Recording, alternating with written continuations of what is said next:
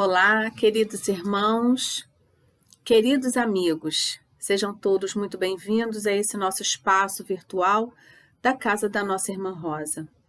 Eu me chamo Simone Barros, sou tarefeira da casa e é com muita satisfação que recebemos a cada um de vocês aqui. No mês de setembro, nossos encontros têm um tema que está expresso em João, capítulo 10, versículo 10, quando ele nos diz: eu vim para que tenham vida e a tenham em abundância.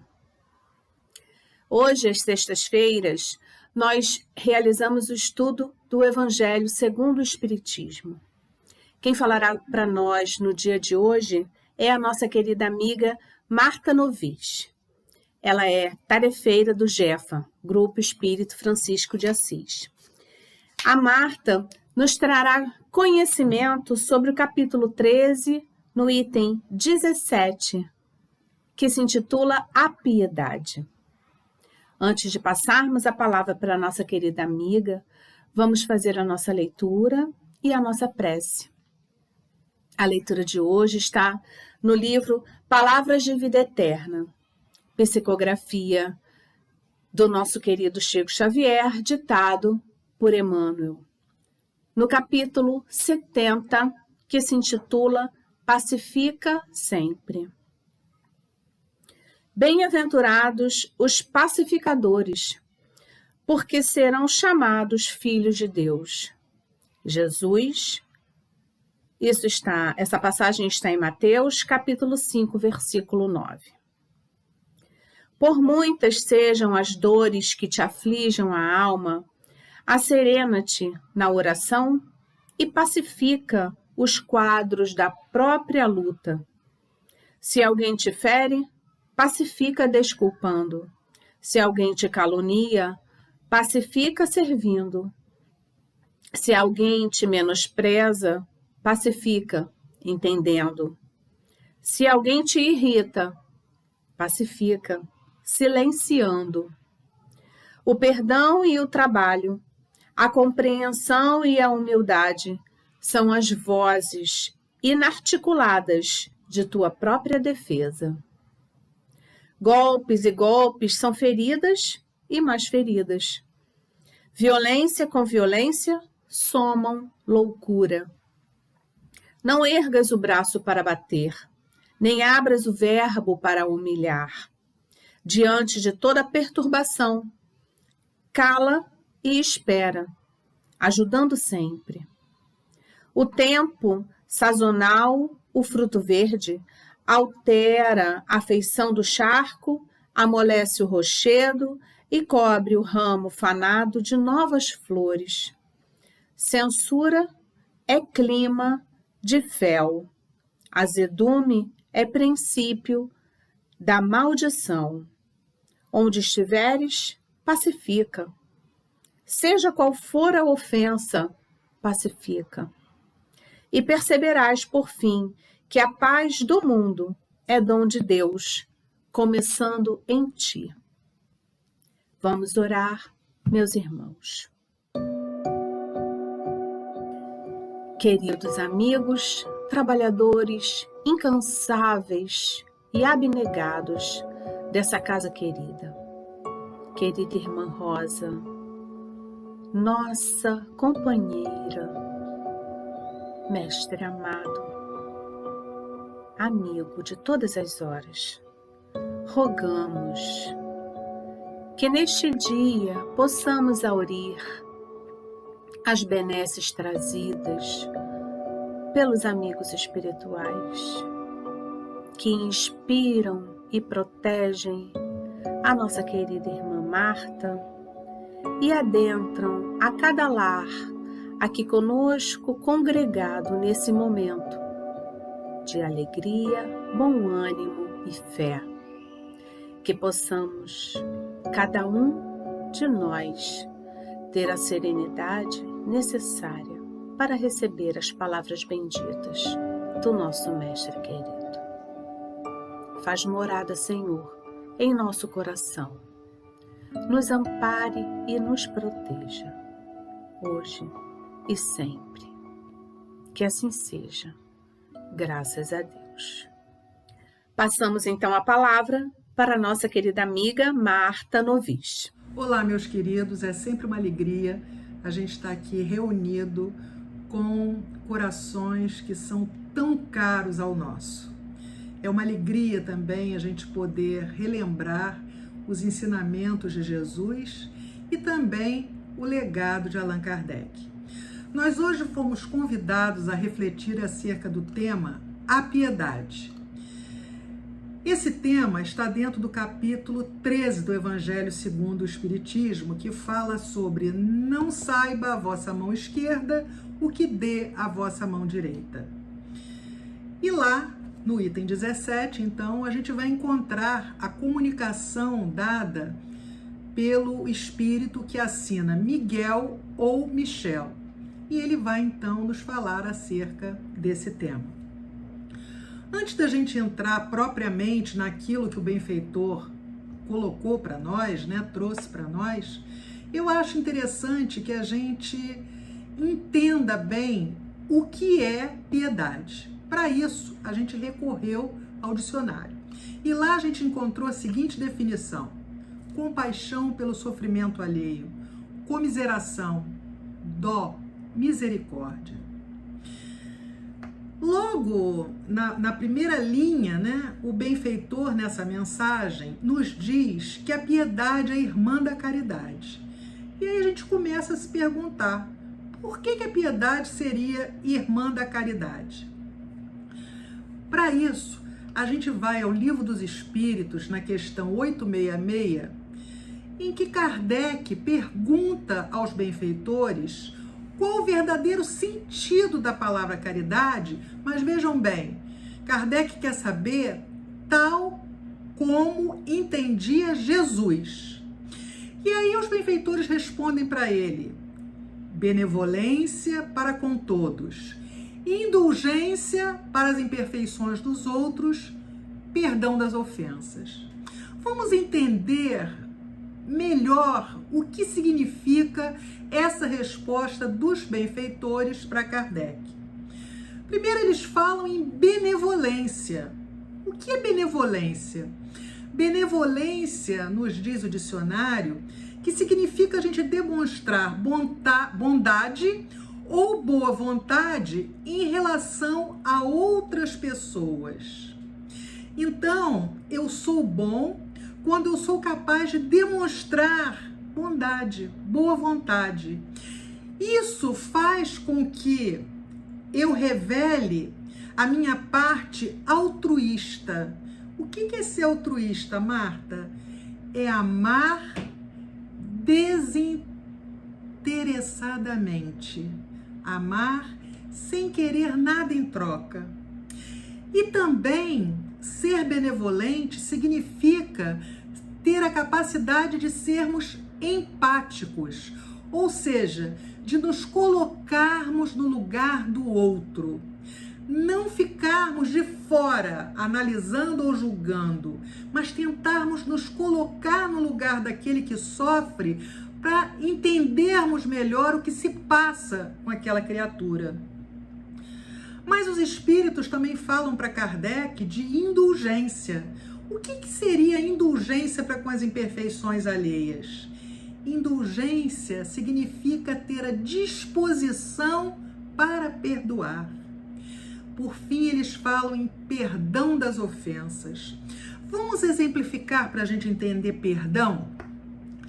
Alguém faz alguma coisa muito grave comigo e fere profundamente os meus sentimentos. Perdoar significa transformar todas as sensações, todos os sentimentos ruins que eu posso vir a sentir por esse alguém que me agrediu num sentimento bom. Normalmente, quando alguém faz alguma coisa com a gente pensa logo em vingança, que é um sentimento extremamente nocivo. Perdoar significa trocar esse sentimento ruim, que é a vontade de se vingar, pela alegria de desejar o bem àquele que nos fez o mal. Que coisa difícil.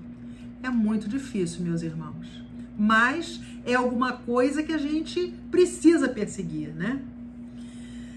E uma coisa interessante é que quando os espíritos terminam de responder a Kardec essa questão 886, ele faz um comentário acerca daquilo que os espíritos disseram. Ele diz assim: o amor e a caridade são o complemento da lei de justiça. Lei de justiça, peraí, o que é justiça, né? Aí quando a gente vai procurar no dicionário, a gente observa que o conceito de justiça é muito abstrato, porque na verdade ele se refere a um estado ideal, aquele estado que seria o perfeito, o ideal para as interações, para as relações sociais. Seria um equilíbrio entre os interesses, as riquezas e as oportunidades entre todas as pessoas envolvidas num determinado grupo social. Ou seja, justiça significa deveres, né? Os deveres que a gente tem para conosco e para com o outro, e também aquilo a que a gente tem direito. Então, são os nossos direitos e os nossos deveres em equilíbrio. E por que amor e caridade são complemento da lei de justiça? Por que Kardec teria dito isso? Porque amar o próximo é fazer-lhe todo bem. E olhem bem, quando a gente fala em fazer, a gente está falando de ação. A gente está dizendo que a gente não pode ficar paralisado, né? A gente está dizendo que amar o próximo, que para a gente amar é preciso que a gente haja, que a gente faça alguma coisa. Que a gente faça tudo aquilo que nos seja possível pelo outro e também aquilo que nós gostaríamos que o outro fizesse para nós. A gente observa, então, através dessa nota de Kardec, que amor e caridade vão muito mais além dessa caridade que a gente costuma fazer. E como bem nos diz o Miguel ou Michel nessa comunicação, ele diz para nós, ele fala para nós dessa caridade que a gente faz para comprar a nossa tranquilidade. Por quê? A gente compra a nossa tranquilidade porque a gente, na verdade, se sente culpado pela indiferença que a gente tem frente às mazelas sociais. Ou seja, o egoísta, né? Aquele que só pensa em si, e vamos nos lembrar que a esmagadora maioria dos habitantes deste planeta traz, né, essa mazela, é egoísta. Então, na verdade, a gente acaba por se enganar.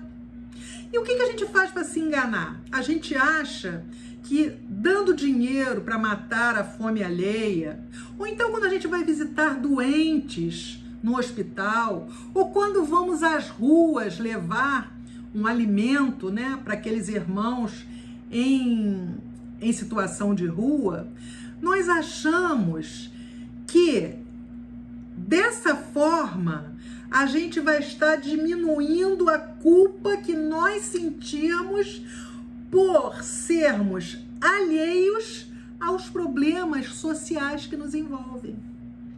Então, a gente acha muito melhor, mais fácil, dar o dinheiro, enviar alguma coisa por alguém. Agora, quantas vezes a gente vai visitar um doente e tá doido de vontade de vir embora? Então a pergunta, a gente foi realmente, era a nossa vontade, o nosso desejo estar ali, ou a gente foi ali para mostrar para A, B ou C o que nós estamos fazendo, né? É lógico que quem tem fome, quem tem frio, precisa do alimento, precisa do cobertor. Isso é uma necessidade básica.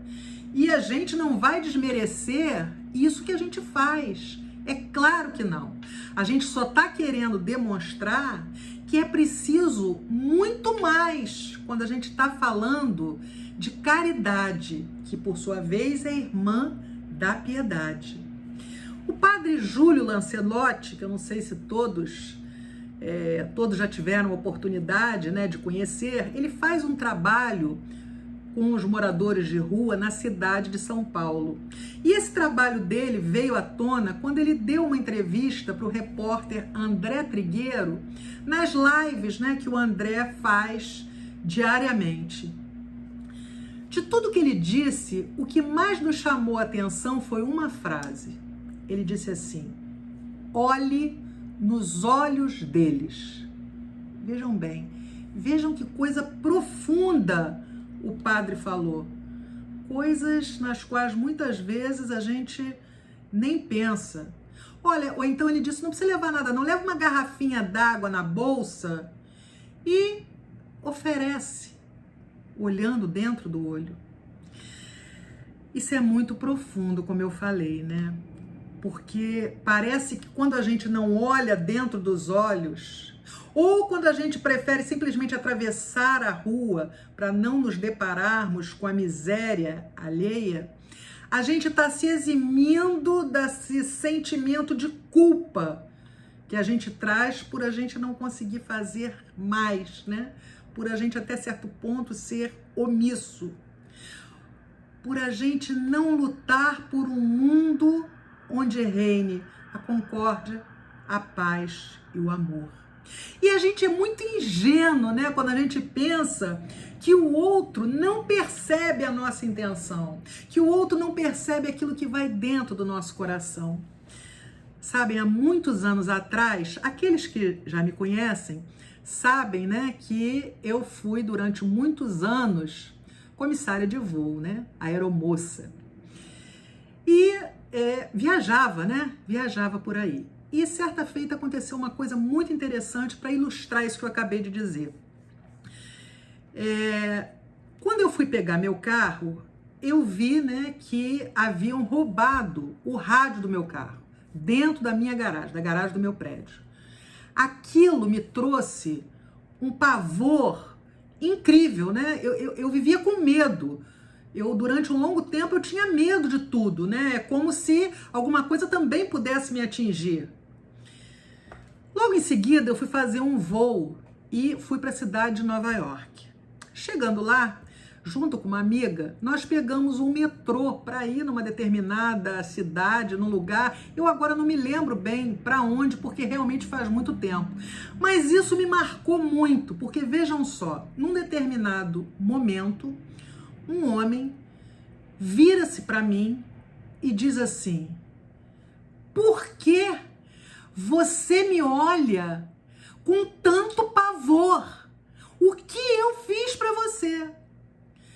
E aí eu fiquei paralisada, porque eu jamais pensei que através do meu rosto, do meu olhar, eu tivesse passando algum medo, algum pavor, alguma coisa nesse sentido, né? Então eu trouxe essa situação só para mostrar como muitas vezes, sem querer, a gente passa as nossas angústias, a gente passa aquilo que vai dentro de nós naquele momento. Eu fico pensando também em quantas lições o Evangelho nos traz. Nesse mesmo capítulo, no item 4, a gente vai encontrar o tema Os Infortúnios Ocultos. E é interessante que quando a gente lê essa passagem, a gente vê como nós nos preocupamos com as grandes catástrofes que a mídia anuncia. Mas a gente muitas vezes não presta atenção naquilo que ocorre muito pertinho de nós, ao nosso entorno e às vezes dentro da nossa própria casa. muitas vezes nós estamos passando por catástrofes internas terríveis e quem está ao nosso lado não é capaz de perceber. E sabe por quê? Porque é mais fácil a gente enxergar com os olhos da carne do que com os olhos do coração. Porque para enxergar com os olhos do coração é preciso que a gente esteja aberto e sensível ao sentimento do outro. Mas nós somos muito egoístas ainda para isso, né? E a gente se deixa levar por aquilo que brilha a nossa falta. Os infortúnios ocultos são aqueles que não têm visibilidade nenhuma. E que se a gente não tiver muito atento, a gente não percebe.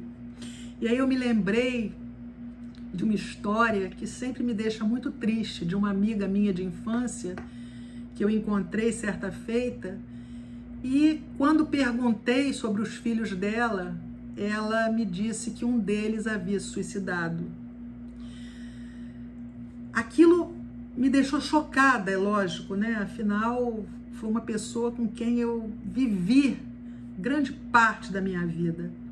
E o mais doído é quando ela dizia: Marta, eu não notei nada, eu não vi nada de diferente, eu não percebi nada. Então, olha só a sutileza da coisa, né? Um filho, que é aquilo que a gente mais ama na vida, normalmente, e a gente, de repente, não percebe as dores, as catástrofes internas que se passam dentro daquela criatura. Nessa passagem dos infortúnios ocultos, né, a gente observa uma mulher que era muito rica, né, abastada, né, vivia no glamour da sociedade, era obrigada a isso, né, porque seu marido tinha uma posição de destaque dentro da sociedade, e ela saía, né, era conhecida por aqueles desafortunados, né, porque ela saía com a carruagem lotada de mantimentos, né, e de roupas para levar aqueles que necessitavam. Mas olha o detalhe dessa mulher. Ela saía de sua mansão vestida de forma simples. Sabem para quê? Para não ferir com o seu luxo a miséria alheia. Olha bem, gente. Ela levava consigo a sua filha adolescente, para que ela entendesse o que é caridade. Nunca comprou nada para que a sua filha desse a um irmão necessitado, porque ela incentivava a sua filha a dar alguma coisa de seu. Então, que ela fizesse uma costura, ou que ela fosse cuidadosa, desse seu carinho. Olha que coisa interessante. As pessoas ajudadas por ela não se sentiam constrangidas, sabem por quê? Porque ela tratava todos como irmãos. Ela, ao entregar alguma coisa, o outro não se sentia humilhado, porque ela não fazia questão de dizer eu estou dando. Ele nem percebia que estava recebendo. Ela também não estava preocupada em mostrar o que ela fazia a ninguém. Às vezes a gente até diz isso, né? Não estou preocupada com o que o outro vai pensar, mas será que a gente não faz questão de deixar lá um rabinho, né? Alguma coisa para que o outro perceba que a gente fez isso ou aquilo? Outra coisa interessante, essa mulher não estava nem um pouco preocupada com a religião daquelas pessoas a quem ela assistia. Não. E também não queria saber se era espírita ou não. Porque ela fazia o bem pelo bem. E aí, Kardec pergunta aos benfeitores, lá na questão 893, qual a mais meritória de todas as virtudes? E o que os benfeitores respondem? que a sublimidade da virtude está no sacrifício do interesse pessoal para o bem do próximo, ou seja, se baseia na caridade mais desinteressada. Mas como a gente falou da importância da igualdade, né? Para que nasça um mundo justo, vamos lá na pergunta 806, quando Kardec pergunta se é da lei da natureza a desigualdade das condições sociais. Os benfeitores dizem que não, que isso é obra do homem. Então essa desigualdade existe porque nós fazemos com que ela exista. Isso não é obra de Deus. E aí Kardec pergunta se um dia essas desigualdades vão terminar. E os espíritos dizem a ele que sim, mas só vão desaparecer quando o egoísmo e o orgulho deixarem de predominar entre nós. Aí haverá sim a desigualdade, mas desigualdade de merecimento. O Espírito Miguel termina a sua mensagem com a seguinte frase: a piedade é o melancólico, mas celeste precursor da caridade. E por que a piedade é melancólica? Porque normalmente a gente se apieda, a gente tem misericórdia frente a uma situação triste, miserável. Por isso ela é melancólica. E por que ela é o celeste precursor da caridade? Porque é preciso que ela aconteça para que a gente então haja, para que a gente ponha esse nosso amor em movimento, que é a caridade. Então agora vamos refletir. A piedade é irmã da caridade porque ela impulsiona o ato de amar o meu próximo. Então, quando a gente se sensibiliza com a dor alheia, nós somos levados, impulsionados a ajudar. Mas aí vem a pergunta: de que adianta a gente ter compaixão pelo sofrimento alheio se a gente não faz nada para mudar a situação como um todo? Vejam bem, meus amigos, o nosso objetivo não pode ser apenas suprir a carência material de um irmão de caminhada. O nosso objetivo precisa ser trabalharmos para que essa carência não exista. O nosso trabalho, ele precisa visar o término das desigualdades sociais. A gente vive criticando os grandes empresários, né, dizendo que eles abusam daqueles que trabalham para eles. A gente reclama o tempo inteiro, xinga os políticos que estão no poder. Dizemos que se estivéssemos no lugar desses empresários ou desses políticos, nós agiríamos de forma diferente. E aí vem a pergunta: será? A gente precisa responder algumas questões. Do que eu estou disposto a abrir mão em favor da coletividade? Até que ponto eu quero dividir as minhas conquistas materiais para a formação de uma sociedade mais justa, mais fraterna? Será que eu estou disposta a dividir aquilo que eu sei, aquilo que eu aprendi ao longo dos meus 60 anos? Ou será que eu prefiro guardar o que sei como uma ferramenta de poder? O mundo de regeneração, meus amigos, não vai surgir de repente e os bem-aventurados irão caminhando rumo a ele, né? O mundo regeneração, ele começa com uma mudança de paradigmas, com uma mudança de atitude, de comportamento de cada um de nós. Eu sou otimista.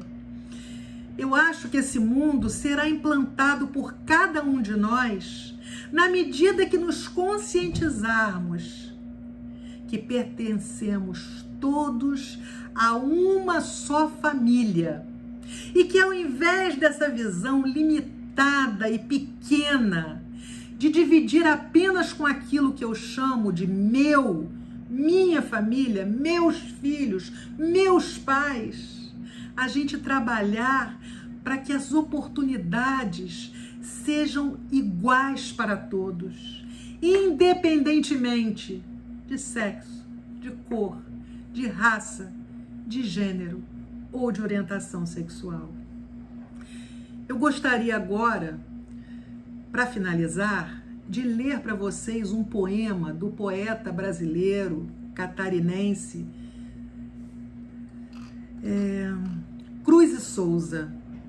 Ele tinha por hábito assinar seus poemas como Dante Negro ou Cisne Negro. O nome desse poema é A Piedade.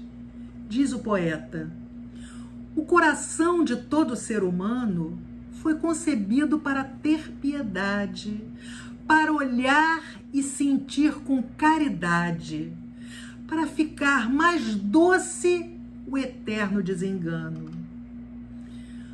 para da vida em cada rude oceano arrojar, através da imensidade, tábuas de salvação, de suavidade, de consolo e de afeto soberano.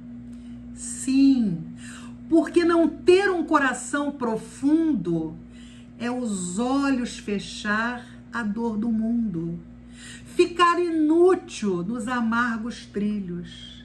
É como se o meu ser compadecido não tivesse um soluço comovido para sentir e para amar meus filhos.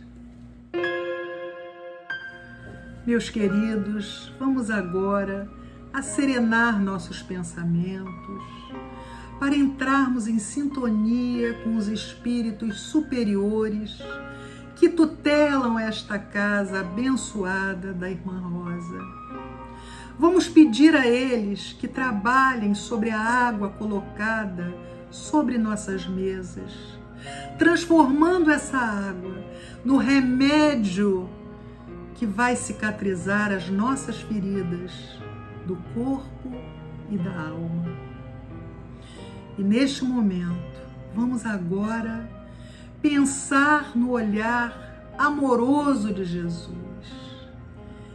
E vamos dizer assim: Senhor Jesus, Pai de infinita bondade, nós agradecemos pela oportunidade bendita de estarmos aqui hoje, reunidos em seu nome. Gratidão, Senhor, pela vida, gratidão pelo teto, pelo trabalho, pela saúde e pela falta de tudo isso, pois bem sabemos que a dor é um instrumento de aprendizado para cada um de nós.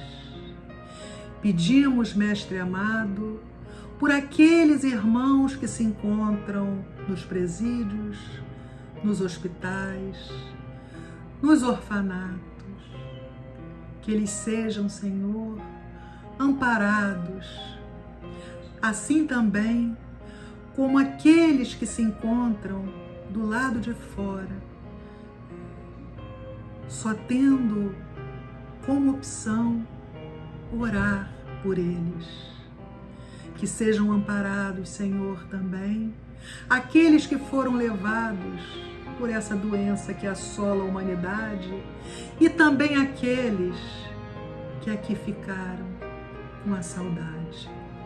Por fim, pedimos, Mestre amado, que o coração dos governantes de todo o orbe seja tocado para que pensem no bem-estar da coletividade, para que deixem de lado seu orgulho e seu egoísmo e que eles trabalhem para o bem comum. Derrama, Jesus, suas luzes sobre esse orbe tão necessitado de amor e de paz. Que assim seja, graças a Deus.